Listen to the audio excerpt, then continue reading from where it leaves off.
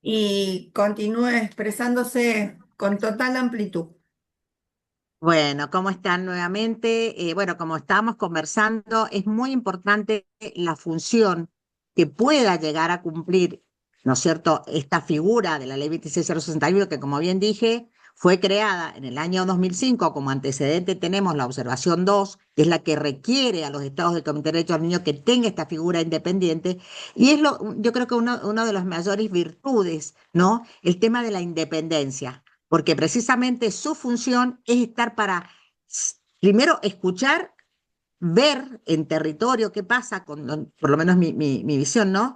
¿Qué pasa con los niños, niñas y adolescentes, las niñas, niños y adolescentes de nuestro país? Y tratar de que cualquiera de las actividades en las cuales están involucrados niñas, niñas o adolescentes, como pueden ser los lugares donde están, digo yo, privados de medio familiar, tanto en el área de protección como en el área de adolescentes, ¿no es cierto?, cuando han tenido algún contacto con el sistema penal, el tema de cómo están trabajando las instituciones, escuchar las organizaciones sociales, cuáles son sus necesidades, qué es lo que ellos están viendo en el territorio, porque son las que puntualmente muchas veces son las que le dan de comer a niños o niñas, o le dan educación, o los contienen, o los escuchan, mujeres víctimas de violencia, que no las podemos excluir tampoco de este panorama, porque precisamente esta situación familiar es la que afecta a las niñas, a los niños y los adolescentes. Y no solamente esta situación de violencia de género, sino también a veces la violencia económica.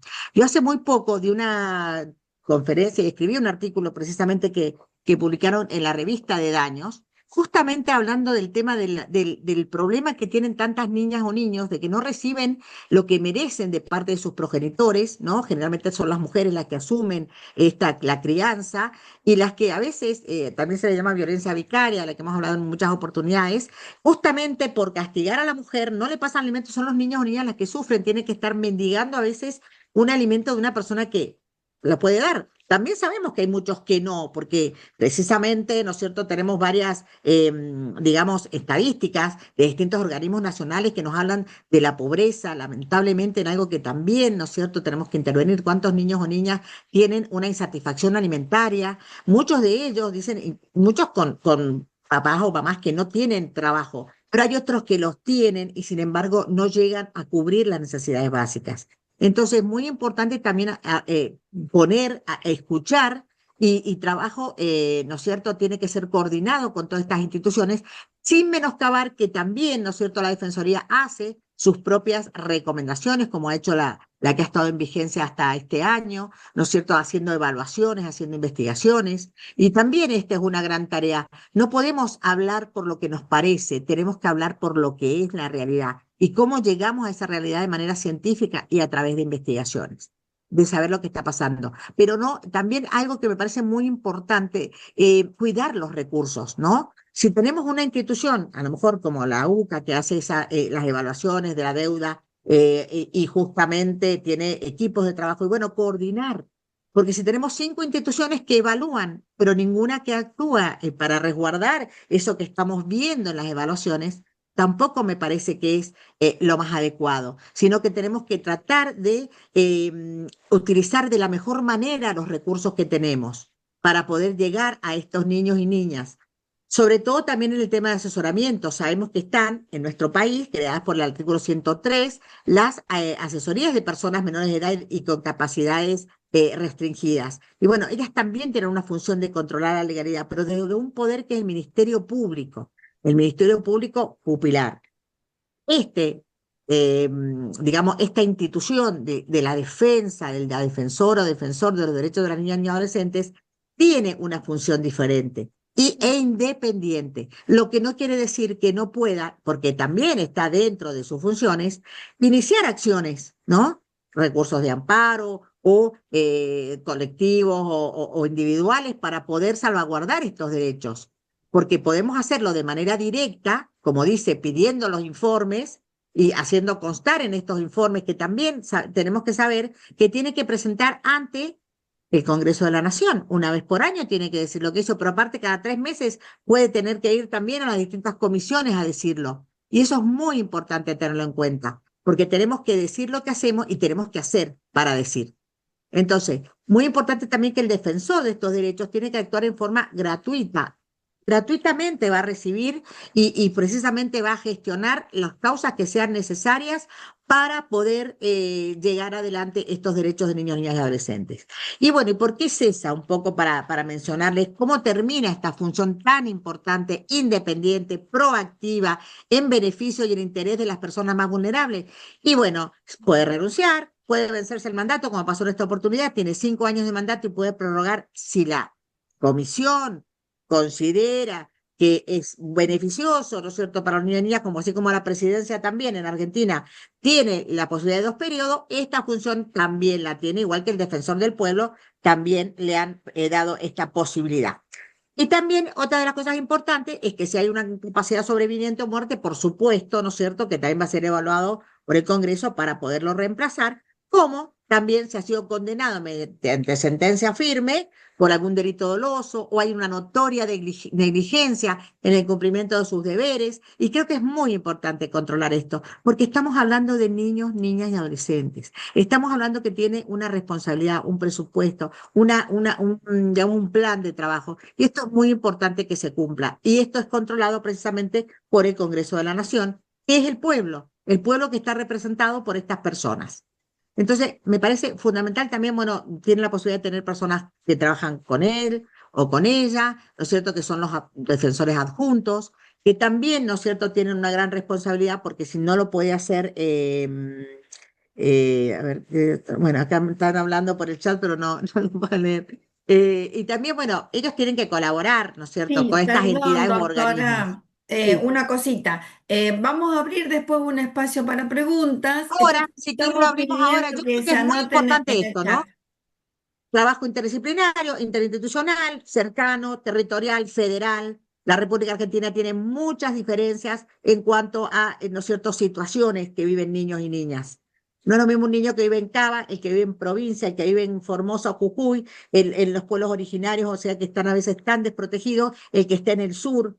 ¿Qué está pasando? Entonces es muy importante esto, ¿no? La territorialidad y la federal, o sea, que sea realmente, como bien lo dice la misma ley, ¿no es cierto?, una intervención federal para toda la República Argentina, que es un país hermoso, grande, con 24 legislaciones diferentes en cuanto a los procedimientos, pero también con muchas, digamos, yo creo, personas responsables, comprometidas, que están tratando de llevar adelante esto que es el derecho de niños y niñas adolescentes en su vida real.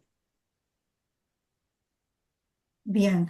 Muy bien, Merce, sí, ¿querés muy dar importante. lugar a la apertura del espacio para preguntas? Ahí la doctora Roa, Sandra Patricia Roa, tiene una inquietud, así que Pues, pues Mi querida Sandra. a la doctora Sandra Patricia Roa, que es la que tengo ahora mismo, si quiere formular la pregunta para que nos responda la doctora Fontemachi, pues ideal.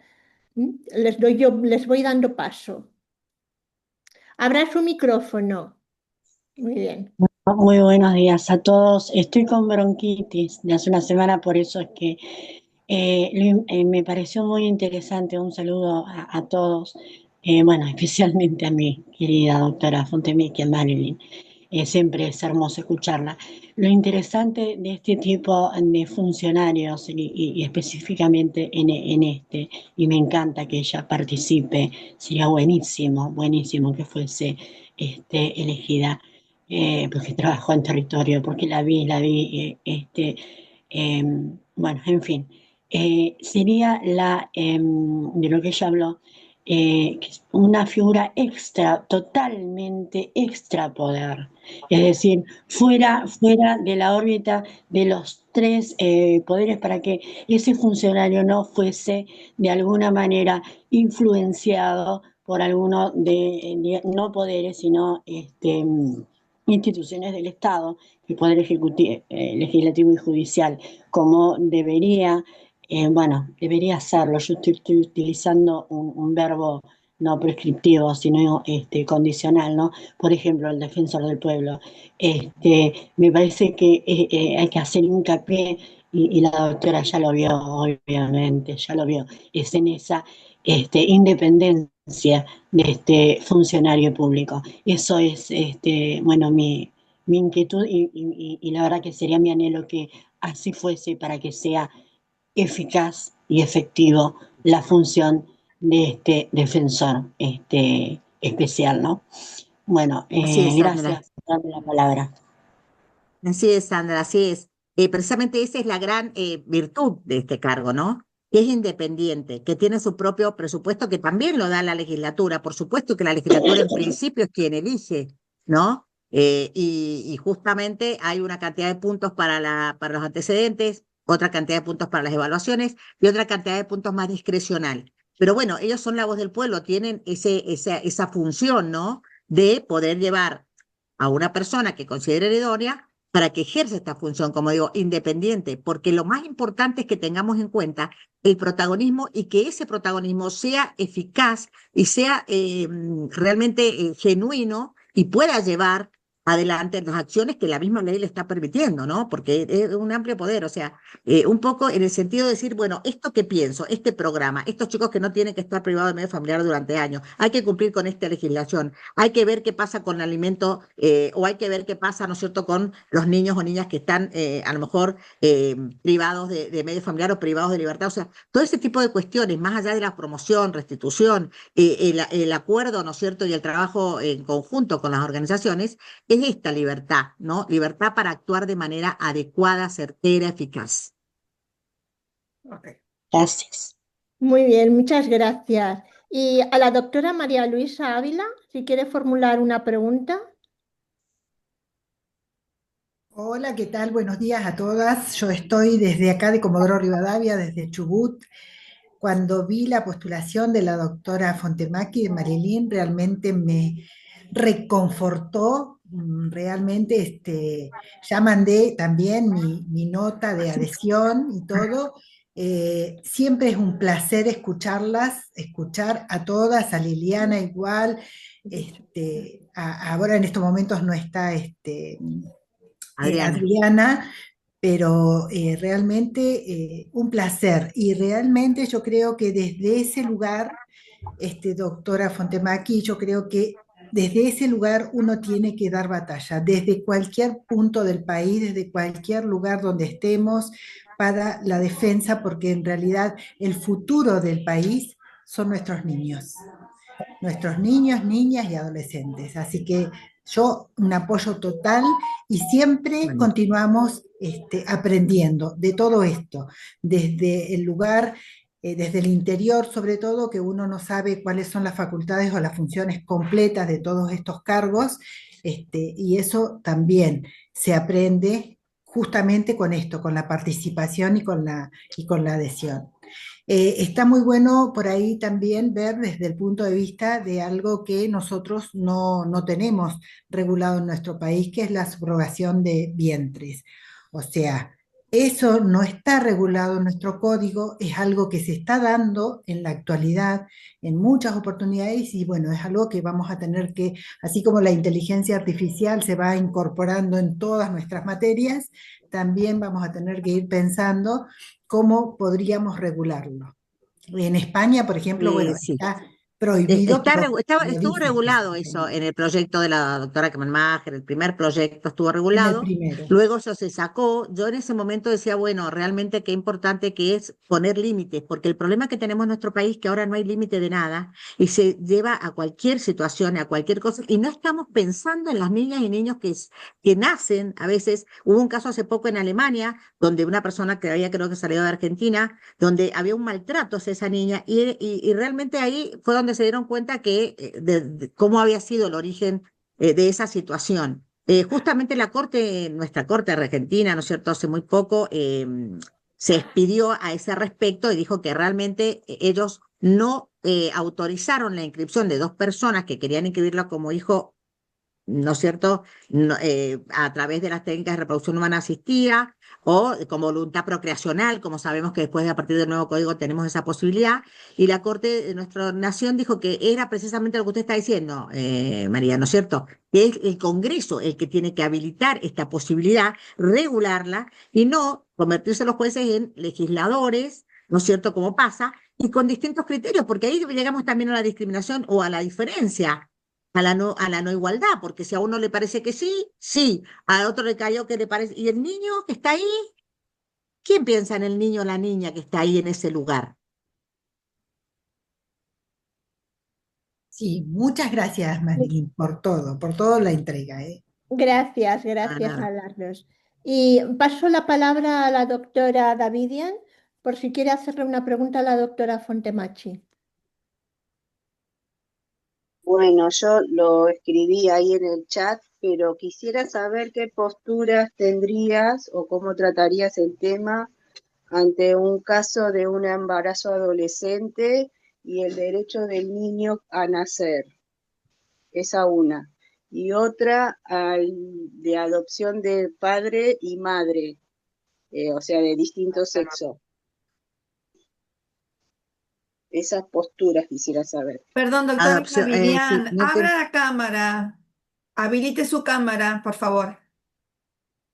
bueno, siempre, y lo dice la misma convención y lo dicen precisamente toda la normativa que nosotros respetamos, tenemos que escuchar y tenemos que defender el derecho de la niña y nuestra constitución, también la ley 23849 que ratifica la convención, hablan de la protección desde el momento de la concepción. Entonces, no podemos decir qué postura, porque hay que ver el caso concreto, hay que mirar a esa niña, hay que ver lo que esa niña quiere, porque hemos tenido casos en que las niñas no se les respeta su voluntad, a lo mejor, por la voluntad de los adultos. Entonces, esa perspectiva de adolescencia, yo creo que de una ponencia hace mucho, en el 20, cuando tenemos el tema de la, bueno, ahí se puede leer un poco el consentimiento informado, el escuchar a esa criatura, tendrá 12, tendrá 13. Tenemos el caso María, es un caso paradigmático en nuestra legislación que realmente ha resuelto la Corte Interamericana, diciendo, no se escuchó a la niña de 13 que quería hacerse cargo de su bebé.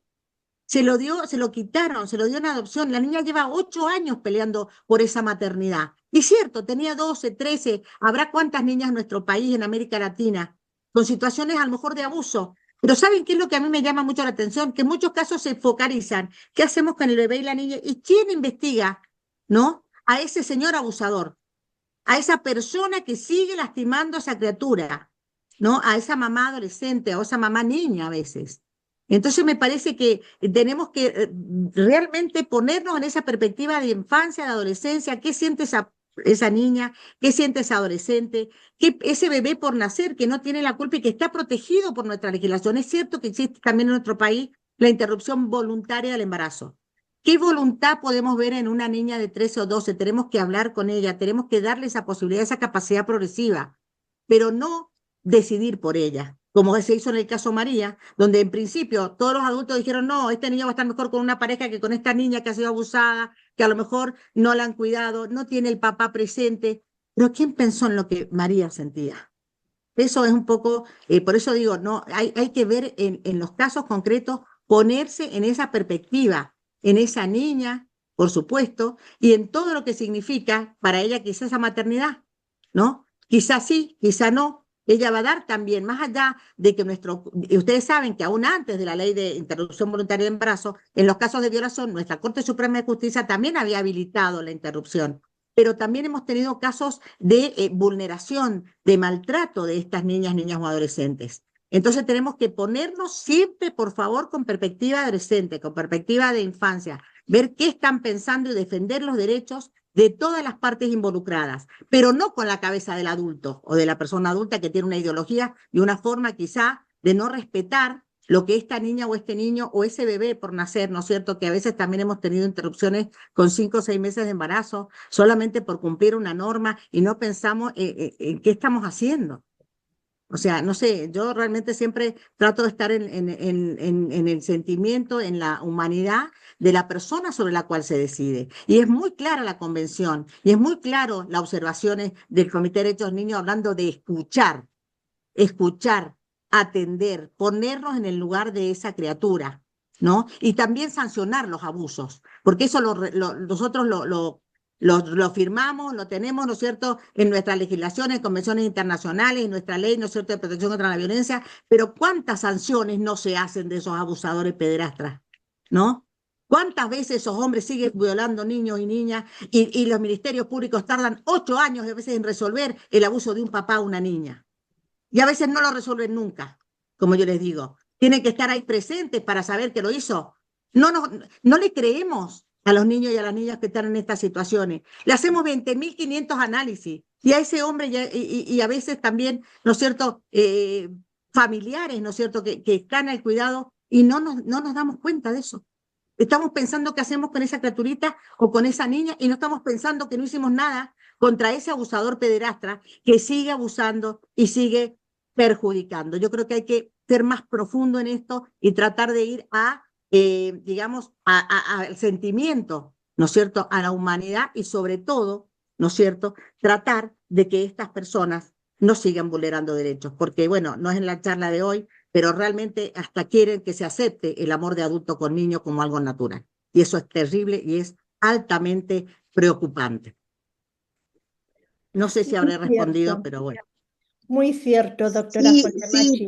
una Totalmente de pregunta acuerdo. más, porque Perdón, De la respecto a adopción, eso de la ahí, adopción que no entendí.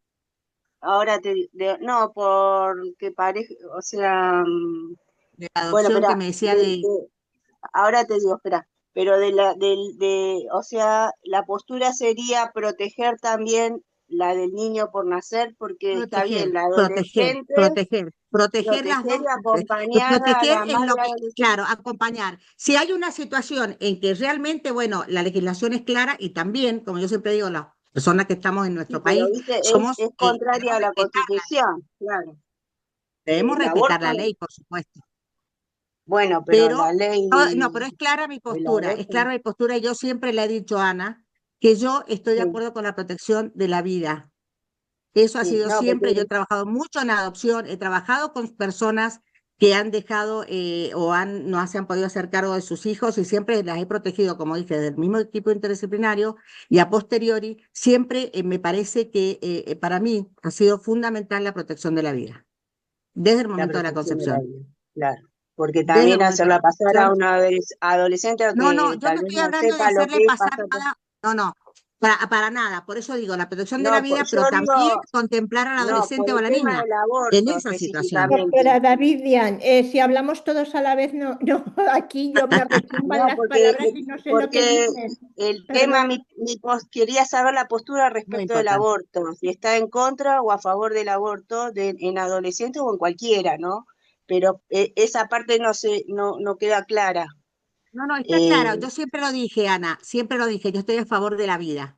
No estoy a ok, favor de cercenar la vida. Y en casos está bien. puntuales, si la ley lo permite y éticamente y el comité de ética lo permite, bueno, se hará lo que se tenga que hacer de acuerdo a lo que resuelvan los jueces y a lo que resuelva también la niña. Pero sí, Sí, fundamentalmente, tratar de proteger a esa criatura, porque hemos tenido casos en que las adolescentes no se han sentido escuchadas.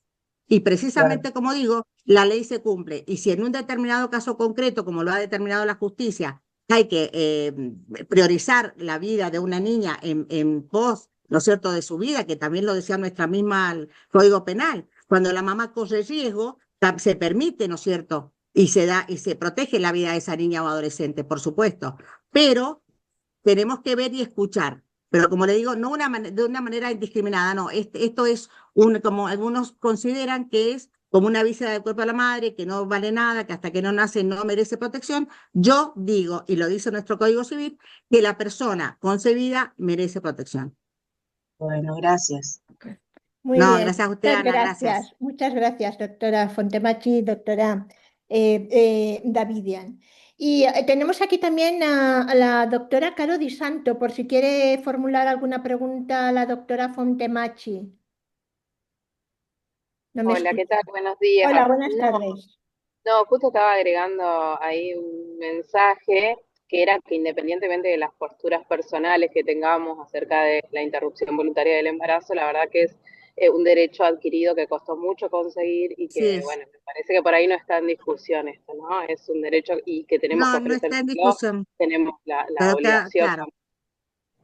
Sí, pero es bueno, cierto. comparto también. Es cierto lo que usted dice, que es algo que, como digo, nuestra legislación tiene las dos posturas. Una, la interrupción voluntaria, cuando la mujer lo decide, hasta 3 meses de embarazo, ¿no es cierto? Bueno, incluso hasta más, cuando hay una situación de riesgo de la salud, que puede ser social también, salud psicológica, salud física, eso está en la legislación y precisamente la legislación se cumple.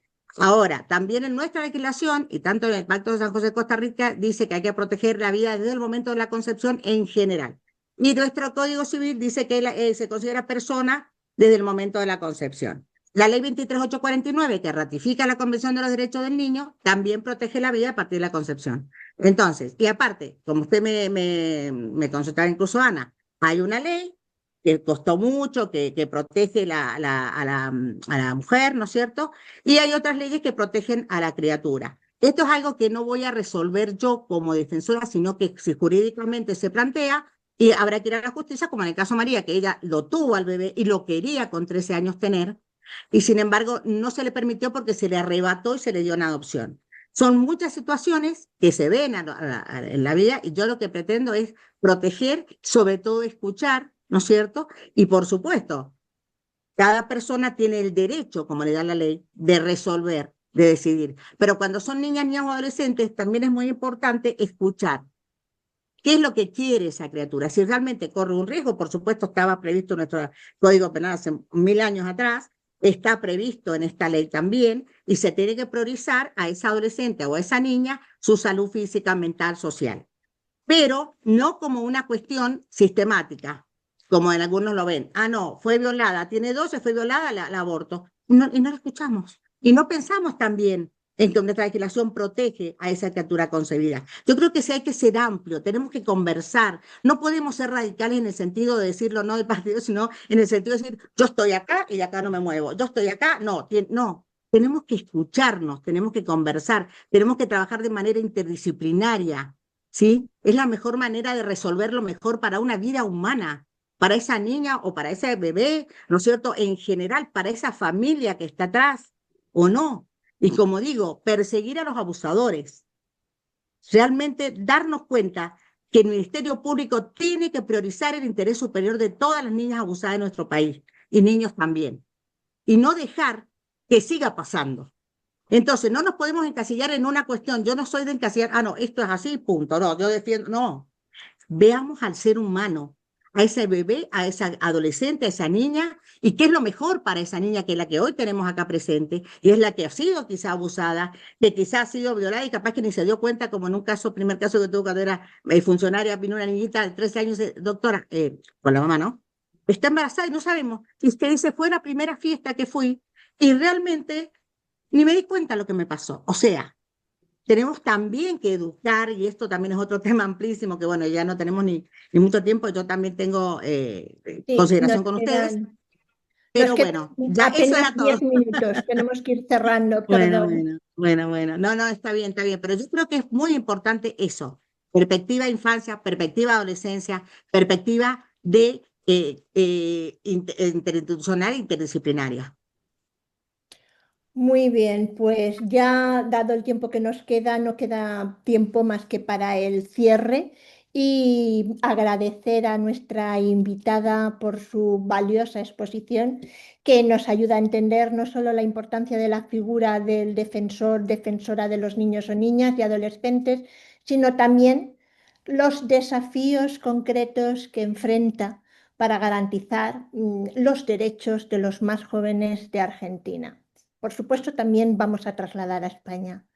Como hemos visto, la elección de esta figura pues, no es un mero trámite administrativo, sino una oportunidad para fortalecer las instituciones democráticas y poner en el centro de la agenda pública a quienes más los necesitan y construir políticos públicos con una verdadera perspectiva de derechos humanos.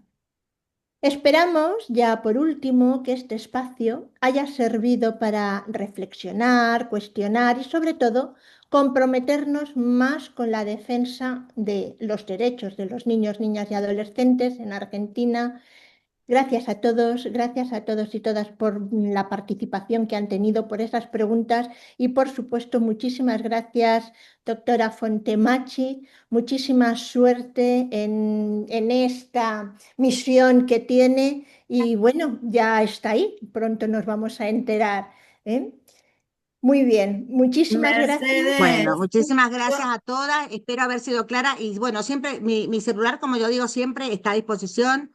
Estamos también desde la Fundación ULAC tratando de capacitar en estos temas. Ahora un poco más complicada mi vida hasta que pase esta instancia. Pero yo quiero decirles que realmente para mí creo que hace falta seguir luchando desde el lugar en el que nos encontremos. Estaremos en ese lugar o en otro, pero nunca dejar de escuchar, nunca dejar de ponernos en el lugar, nunca dejar de tener esta perspectiva y de pensar que lo que les pasa a estas niñas y niños son los temas de adultos. Nosotros a ellos les llevamos el problema y precisamente también somos responsables para protegerles, para realmente restituir y sobre todo estar, ¿no? Estar. Así que muchas gracias.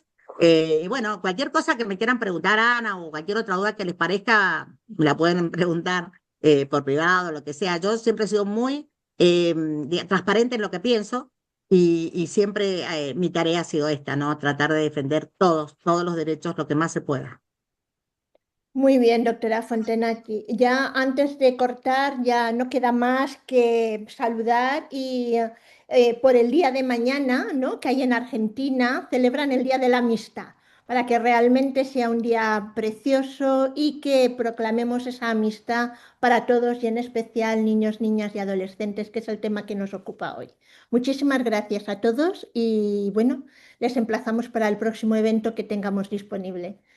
Muchas Muchas gracias. muchas gracias. gracias. Felicidades.